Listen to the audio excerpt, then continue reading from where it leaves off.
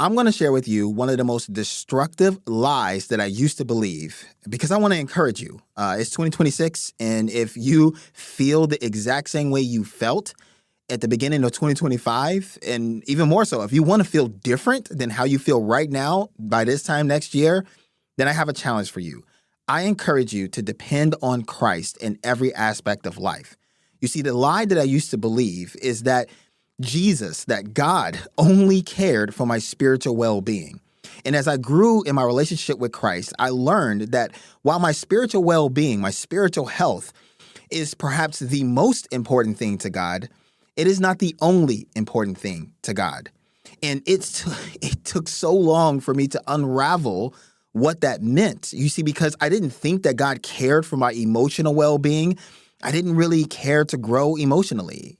Same thing mentally, physically, even financially. And it caused a whole lot of strife and problems. And I've learned that I was depending on myself in those aspects of my life, which caused me to fail, to completely not experience the fullness of Christ, the fullness of what God had to offer me in those areas of my life. And so that's why I encourage you. In fact, I can pretty much guarantee, just because I lived it, that if you feel like you're not growing, that you're stagnant, that somehow your relationship with God or your life itself is becoming stale, I would venture to guess that it's probably because there are some aspects, some area in your life that you are dependent on yourself or you're outsourcing it to someone other than God. My encouragement for you this year is to depend on Christ in every aspect of your life, financially, emotionally, spiritually, mentally, physically, even socially or relationally. Yes, depend on Jesus in every aspect. Here's why. Jesus is not just Lord of your life. If you're a Christian, he is Lord of your life. But he's not just Lord of your life. He's Lord over every aspect of your life.